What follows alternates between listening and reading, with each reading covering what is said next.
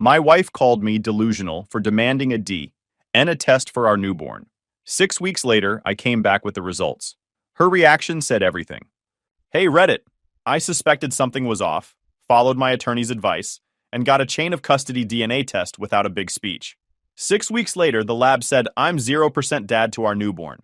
I put the report on the table and waited. Here's how it went down. I'm Nate, 34, Seattle. I run a small electrical outfit, North Shore Current LLC. I started at 19 as the kid carrying ladders, while journeymen argued about code sections. I spent 11 years grinding in crawl spaces and attics, and I earned my license midway through that stretch. For the last 5 of those 11 years, I was already building North Shore Current nights and weekends. Then I took it full time. First couple years were 60 to 80-hour weeks. Panels never fail on a Friday at noon. They wait until Sunday dinner. These days it's steady. 2 vehicles, a Mercedes Sprinter 2500 with welded shelves, and a spotless Toyota 4Runner I use when I need clients to think I have my life together. Crew of 3, me, Brent, journeyman, walking dad joke machine, and Luis, apprentice who asks smart questions right before I'm about to explain something. Last year, we grossed $286,000. After taxes and overhead, I took home about $118,000. Not bad for a guy who used to eat cold pizza on milk crates. Bought an off-market Ballard fixer 4 years back for $460,000. Estate sale, tiny lot, as is. Dropped $92,000 down. I rent out the lower unit to a guy who actually pays on time. Titles in my name. Emergency fund sits at $34,000 and I don't touch it. Money stayed separate when I got married. Still does. My Uncle Ray got flattened in a divorce when I was a kid, and his advice stuck: don't sign what you don't understand. Don't share what you're not ready to lose. So yeah, prenup. Not romantic, just math. The duplex, the business, my savings, tools, and vehicles are mine. Anything new after the wedding is split. She had her own lawyer. It was grown-up honesty, not a love poem. We met 5.5 years before the blow-up at a neighborhood 5K Zeke talked me into. $20 and a free shirt. Lena ran the last half mile next to me. Short brown hair, green eyes, easy small talk. First date was tacos and a walk around Green Lake. Second date, I patched a low-voltage panel hole, and she learned spackle isn't frosting. Early on, we clicked. I could fix anything from a flickering light to a dead outlet. She could talk a vendor into free shipping like it was a sport. I brought labels to the pantry. She brought Pinterest energy to meal prep. We kept it practical. Shared notes for groceries, synced calendars, and an agreed-on budget so December never turned chaotic. Saturdays, she'd sometimes ride along, hold the flashlight while I swapped a panel, and laugh when I explained why neutrals and grounds living together is a terrible idea. 2 years in, I proposed. 6 months later, we got married. She moved into my upper unit.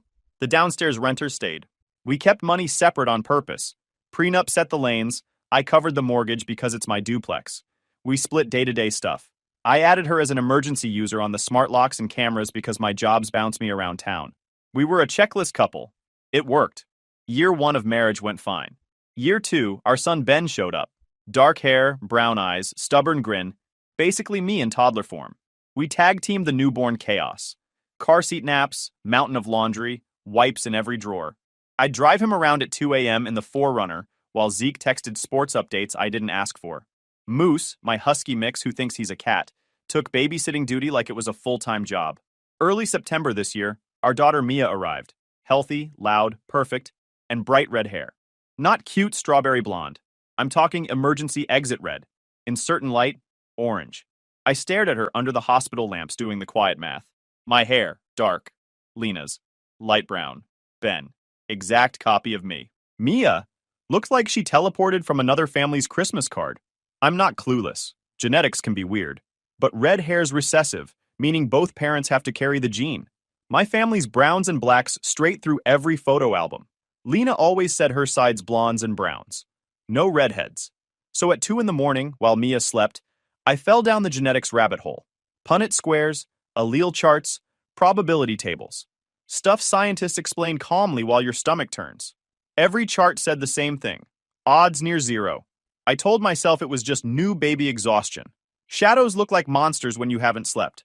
For 2 weeks, I buried myself in work. Labeled a panel so neat, the inspector took a picture. Took Ben to the park. Tried to act normal. But the tiny warning lights on my internal dashboard all glowed red at once. The kind you ignore until smoke starts leaking from somewhere you can't see. Aberbauer. Long before a lab report nuked my week, I did the slow build everyone says they want and almost nobody enjoys doing. I ate the humble jobs. I fixed the my lights dim when the fridge kicks on nonsense. I learned which inspectors care about neatness and which ones only want to see GFC is where they should be. I made friends with the supply counter folks and stopped paying retail plus confusion. If you're curious how I won, here's the cheat sheet. Show up, clean up, charge fair, and don't ghost. I also set up my life so surprises get bored fast. Paper trails everywhere. Title on the duplex is clean. The business has its own account and insurance. Personal account is separate. Taxes get paid quarterly and on time. Tools are listed, cataloged, and insured. The forerunner is mine. I also had the prenup. For the 5 folks who will inevitably go, prenups are mean, please read this part twice. I didn't hide anything. I never made it my money, your problem. It was, these pre-marriage assets stay pre-marriage. Everything we build together is ours, and joint stuff splits clean. She had a lawyer. I had a lawyer. We both signed because we both like not fighting about money. It's not romance, it's load calculation. You size the service right so the breakers don't blow. If you want the checklist of good signs I used to brag about, she remembered my inspection dates, brought surprise lunches when I was buried in work, labeled the hall closet bins, and laughed at my joke about neutrals being introverts and grounds being extroverts. She worked in marketing, mid-level. Her salary wasn't mine, but it was steady. She could network an empty room into a brunch list in 10 minutes. Green eyes that lit up when she liked a story. Strong walk. Fit from Pilates classes she actually attended. Yes, some people do that. When did it shift? After we got engaged, little habits changed. Lena started nudging for nicer things more often. Not wild, just constant. We should upgrade the couch. My co-workers all do weekend getaways. Maybe we should think about a bigger car.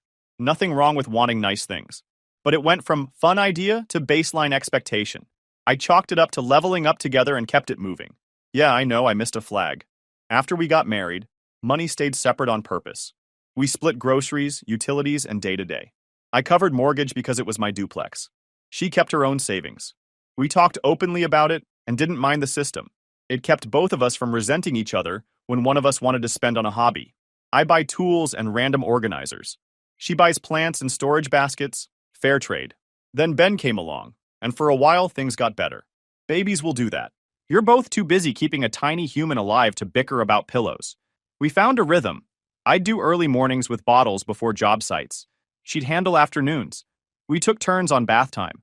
Moose did patrols like a proud older brother. We felt like a team.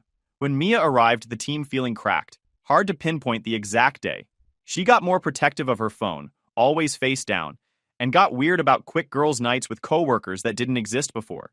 She added makeup layers for just a drink after work, her words, then waved me off when I offered to pick her up.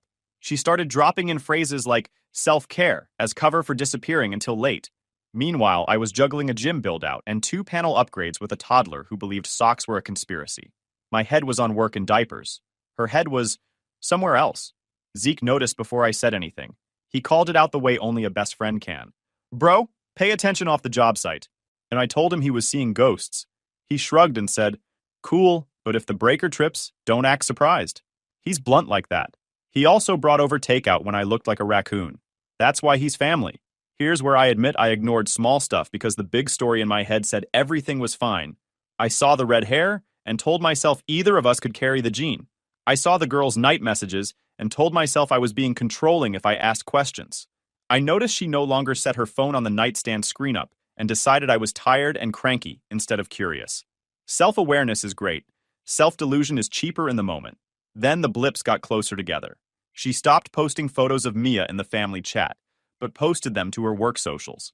She created a new passcode and didn't tell me. She turned the phone over when I walked into the room, like it suddenly needed privacy. She whispered into her speaker and laughed in a different tone. None of that is proof in a vacuum. Together, it's a pattern. I still did nothing because I wanted to be the guy who trusts. I've wired enough circuits to know when a line's carrying secret load. I just didn't want this one to be hot. The day it shifted from something feels off to I need answers was a Thursday night, 6 weeks after Mia was born. I was taking a photo of her to send to my mom. My phone died mid-click. Lena's phone was on the counter, unlocked because she'd just used it. I picked it up, snapped the picture, and a message slid down from the top. I can't wait to meet her properly soon. Contact name showed only an initial. C. That one sentence felt like someone flicked off the lights. No dramatics. Just complete quiet in my head. I set the phone down. I didn't reply. I didn't stomp into the next room. I airdropped the screenshot to my Mac because we're on the same Wi-Fi. Then I deleted the photo from her phone. I put it back exactly where it was. I held Mia while Lena walked past me to shower like nothing had happened. Ben snored softly on the couch. Moose watched me with that, "We okay?" face dogs do. I went to the office nook, opened the Mac, and started pulling on threads like I was tracing a short in a wall. First, our shared iPad.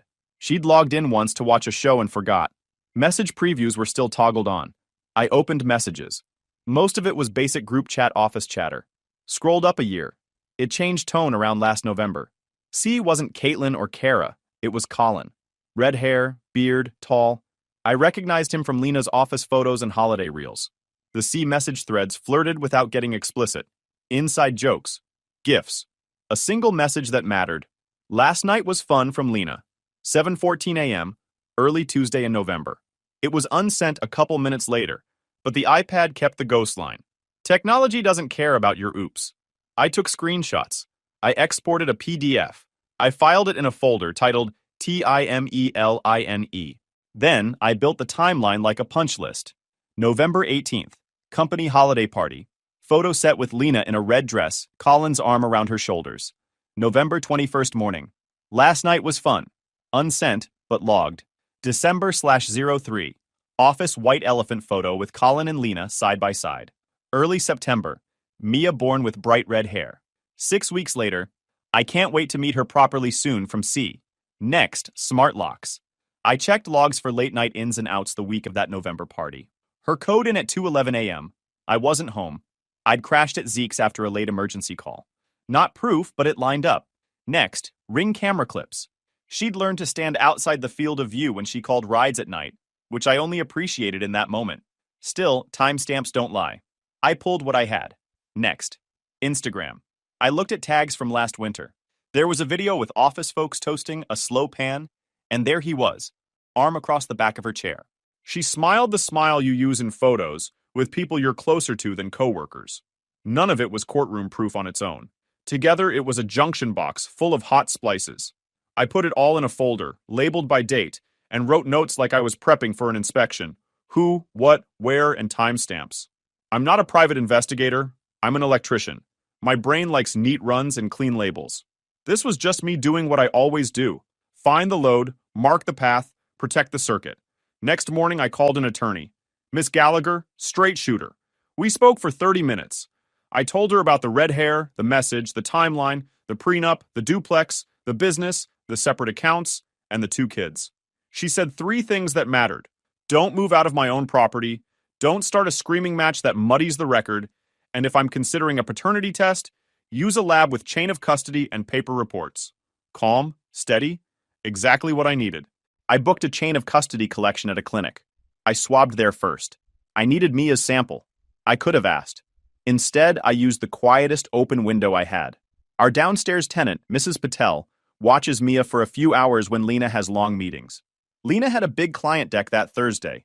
I stopped by to grab invoices, thanked Mrs. Patel for helping, and swabbed Mia's cheek gently while she slept. She stirred, blinked at me, decided I was boring, and went back to sleep. I sealed everything, labeled it, and mailed it the same afternoon. The lab said 4 to 6 weeks. If you've ever waited on a result that decides whether your life is a straight line or a 90-degree turn, you know the feeling. I did the only thing I trust. Routine, job sites, quotes, pickups, diapers. I didn't confront Lena. I didn't blow up her phone. I wasn't going to argue feelings while facts were in transit. Zeke came by 2 nights a week to watch a game and roast my snack choices. He didn't ask for updates. He just sat there. That's real friendship. Weeks went by. Lena got colder about everything that wasn't Ben. She sent 0 photos of Mia. She posted work selfies with caption hearts. I stayed quiet and updated the folder with anything relevant. I slept badly, but I didn't spin out. I'd already decided, facts first, then action. 6 weeks and 3 days after I mailed the kit, the email hit. Your results are ready. I was in a budget meeting with a gym owner who thinks lights cost wishes. I stepped outside, logged into the portal, and read it. Probability of paternity, 0%. Everything went still. I took 3 screenshots, downloaded the PDF, emailed it to Ms. Gallagher with received. Then I sat in the Forerunner until my heartbeat felt normal. I still had a meeting, a day of work, and a son to pick up. Feelings could wait. Facts had arrived. Ms. Gallagher gave me the map. File for divorce per the prenup, petition for custody of Ben with a firm schedule, no financial responsibility for Mia, and keep everything in writing. You set yourself up well, she said. Not luck. Boring prep. I went into project mode. First, digital. Changed passwords on everything I own, pulled read-only snapshots of bank balances, and removed Lena from my personal Amazon, doorstep deliveries, and any subscription tied to my address.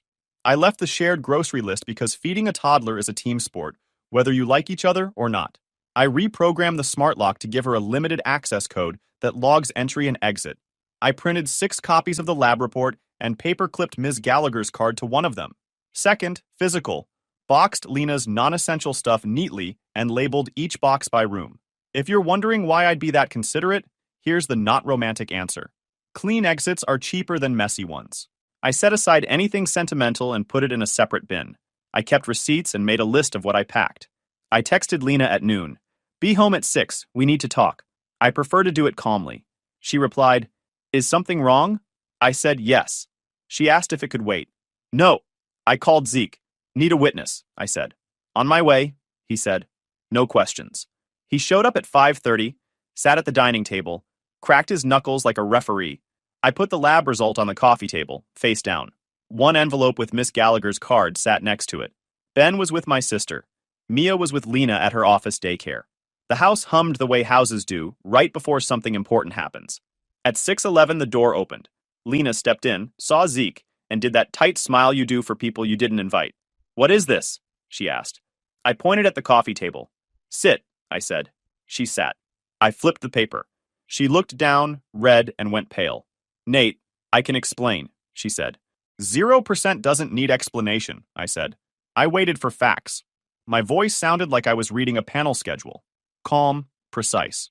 You're overreacting, she tried. It's not what it looks like. It looks like this. You got close with a coworker last November. He texted you 6 weeks after our daughter was born that he can't wait to meet her properly. A lab says I'm not the father, I said. So which part isn't what it looks like? She opened and closed her mouth. It was one time, she said. Things were hard. It didn't mean anything. Actions have consequences, I said.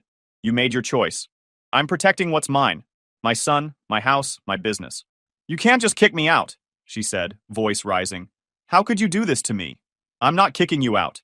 I'm filing for divorce per the prenup, I said, sliding the envelope toward her. You'll get the papers. You can grab essentials tonight. I'll schedule movers for the rest. Your code on the lock will work for pickups and drop-offs, and it logs times. I'm petitioning for primary custody of Ben. I'm not responsible for Mia. Those are the facts. You're cold, she said, tears showing up. You don't even care. I care about Ben having stability, I said. I care about truth. You wanted freedom. You got it. Zeke cleared his throat and looked away like a cameraman giving privacy. I kept going. Just so we're clear, I said, I am recording the rest of this conversation after this sentence. Washington needs all-party consent. Are you okay with that? She hesitated, then said, Fine. We covered logistics, Ben's schedule, pickups. What stays, what goes. I showed her the labeled boxes. She called me a jerk for being so prepared. Zeke couldn't help a tiny laugh. I didn't bite. Not my problem anymore, I said once when she complained about rent near her office. Talk to Colin. That one landed, her eyes flickered. She left at 8:03 with 2 suitcases, a duffel, and Mia. I watched the taillights shrink. No celebration, no yelling. Just the pop of tension releasing. I locked the door, reset the access code, and sent my attorney one line. Confrontation completed. She left. Please file tomorrow. Day 1 after, her mom called 6 times. I let it hit voicemail. Her sister texted a paragraph about forgiveness and family. A random number sent coward. Block, block, block. I posted nothing. I said nothing except to my attorney and in scheduling emails about Ben. Day 3, Lena put a story up. Black background, white text. Being betrayed by someone you trusted is the worst. 2 friends sent screenshots. I said noted and went back to pulling wire. Day 5, Ben asked, Why mommy not here? I said, Different houses now. Mommy loves you. Daddy loves you. You'll see Mommy this weekend. He asked if his toy truck could go too. I said yes. That was that. I treated it like a job site. Document, label, move on to the next task. Not because I'm heartless, because drama wastes energy, and I have a kid to raise and a company to run. The first week was predictable. Phone calls from her family, a few drive-by messages from coworkers who suddenly discovered moral courage, and one dramatic post painting me as a supervillain. I didn't answer. I didn't subpost. I didn't even vent to mutuals. Anything worth saying would be said through counsel or about Ben's schedule. That's it. Her mom, Patricia, left me 3 voicemails about family is everything. I'm sure she believes that. But her version of everything deleted the part where her daughter slept with a coworker and hid a baby's paternity for weeks. Zeke told me, "Don't feed the seagulls." He meant don't throw bread into the crowd and expect quiet. Good advice. I kept my hands in my pockets.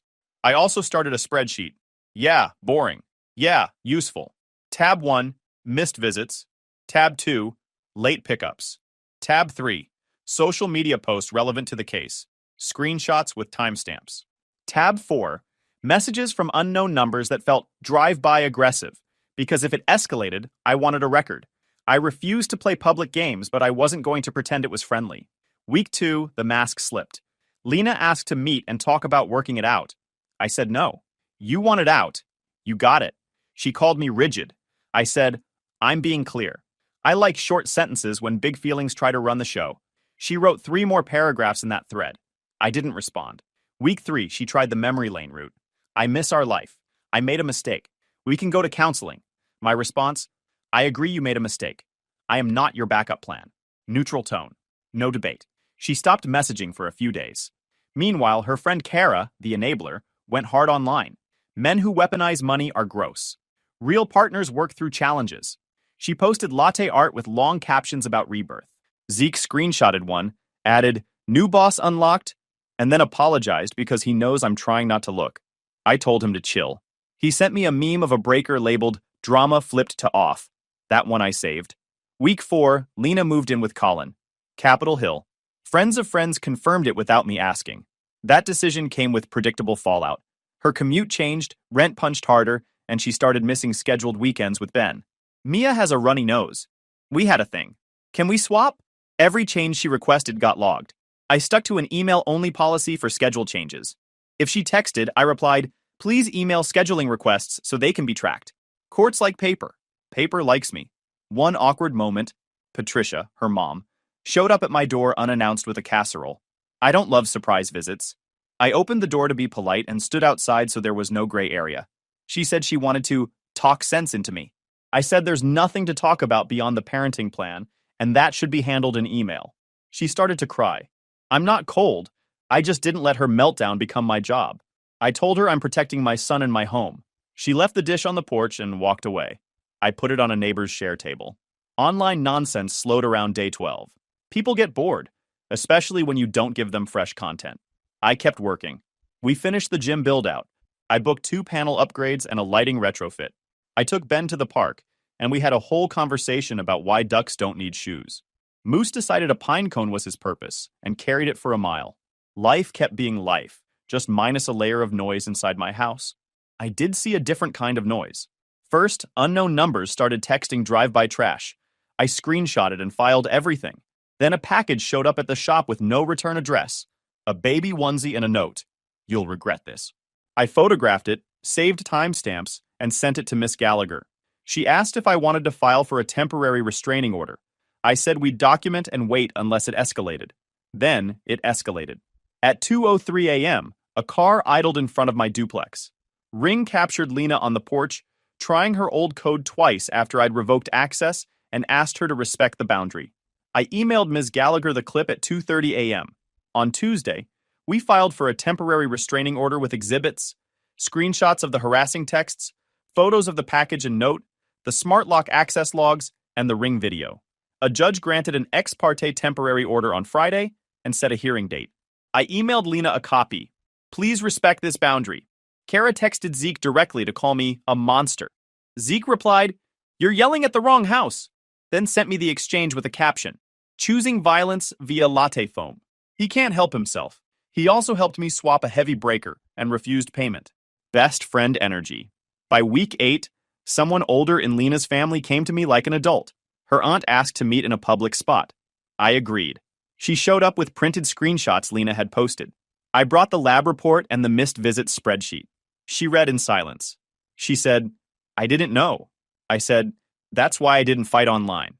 She nodded and said she'd talk to people. The online noise faded to near zero after that. Funny how evidence beats a caption. Month 3 was the weirdest mix.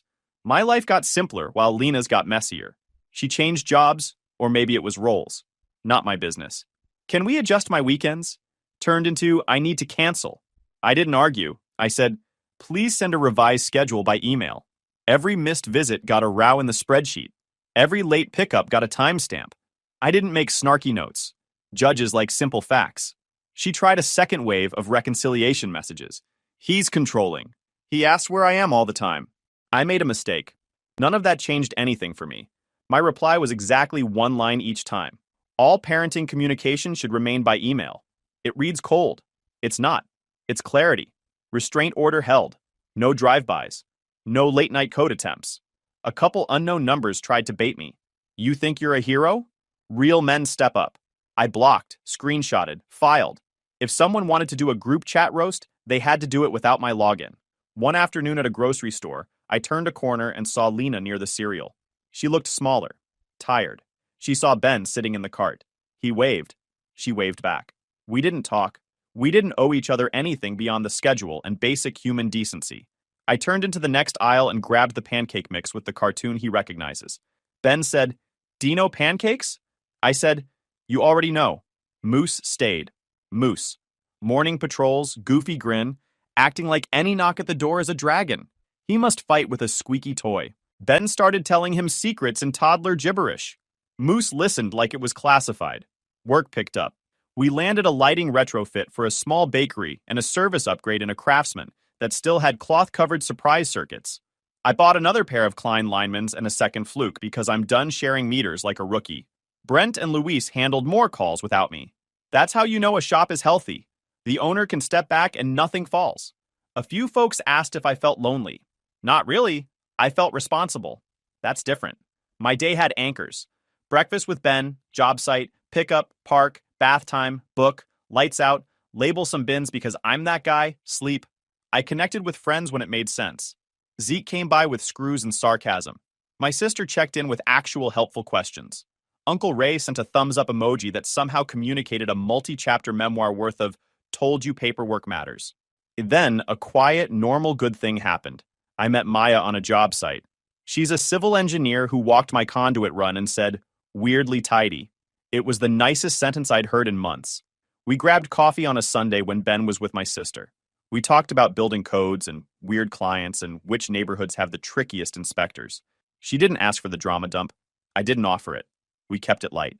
Lena sent an email asking for a schedule tweak, then copy-pasted a paragraph about reconsidering everything. I replied with the availability update and ignored the essay. I'm not cruel. I'm done. There's a difference. My job is to make sure Ben's routine is stable. That's it. Month 5, her aunt reached out again to say the family had seen enough to stop the Whisper network. "I'm sorry," she wrote. "I should have asked questions sooner." I appreciated it. Not because I need anyone's validation, because it meant fewer stray darts flying toward my kid's dad. Zeke and I replaced a breaker one Saturday morning, and he asked, "You good?" I said, "Yeah." He looked at me for a second like he was checking for loose screws, then nodded. "Cool. Also, your labeling game is out of control." He means it as a compliment. If you want the revenge moment, you'll be disappointed. This wasn't movie revenge. It was paperwork, locks, and silence. It was a clean confrontation followed by cleaner boundaries. It was me refusing to be bait. It was short, direct sentences that told the exact truth. That's the stuff that holds in real life. By end of month 6, Lena's online crowd shrank to a couple friends who still double-tapped latte photos. She had moved apartments twice. She and Colin were taking a break, according to a mutual who can't help narrating. I didn't cheer. I didn't send a "told you." I answered the only question that mattered. Is Ben coming Saturday? Yes. Always yes if it's on the plan and safe. That's the whole story right now. Simple commitments kept on time. 8 months after the lab result, here's the state of the union. My duplex is quieter than it has ever been. The tenant downstairs renewed for another year. North Shore Current is booked 3 weeks out with a mix of service calls and small projects. I brought on a part-time second apprentice, so Brent doesn't have to pretend to be in 2 places at once. We bought more storage bins than any sane person should own, and my label maker might be my favorite tool that doesn't spark. Ben is thriving. He's 3, which means he's powered by fruit snacks and curiosity. We do Saturday bakery runs. He names the ducks at the pond things like Captain Fluffy. He sleeps with a plastic dinosaur under his pillow like a tiny security guard. He knows the routine. Breakfast, daycare, pickup, park, bath, 2 books, lights out, moose patrol. I keep his world predictable on purpose. Stability isn't boring. It's safe. Maya and I kept grabbing coffee. Then it became lunch. Then it became, hey, want to walk this job site with me and roast my conduit run? I kept it slow and factual. No sales pitch, no big speeches. We talk about simple things. Which inspector prefers typed labels? Whether pancakes beat waffles? The science behind toddlers refusing socks? She met Moose.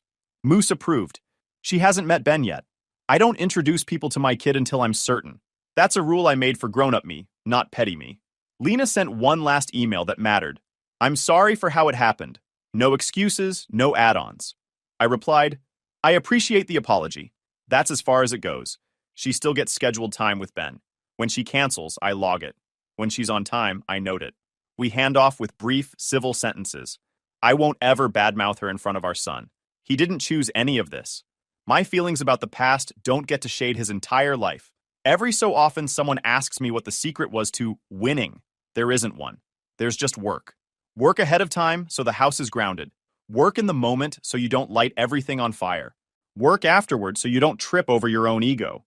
I made moves that looked cold from the outside, but were warm at the core.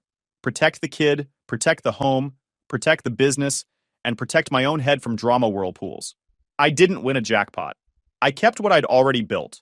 My duplex, my company, my kid's routine, my sanity. That's everything. The revenge is me living steady while the people who tried to spin me up ran out of energy. Actions have consequences. That's not a threat. It's gravity. Last little scene, supervised exchange at a neutral spot. Lena walked up looking tired and said, I love you, buddy, to Ben. He said, okay, mommy, and wriggled his hand out of his coat. She looked at me like she had a speech loaded. I nodded once. She nodded back. No more words. No shouting. Just a clean handoff and a clear boundary.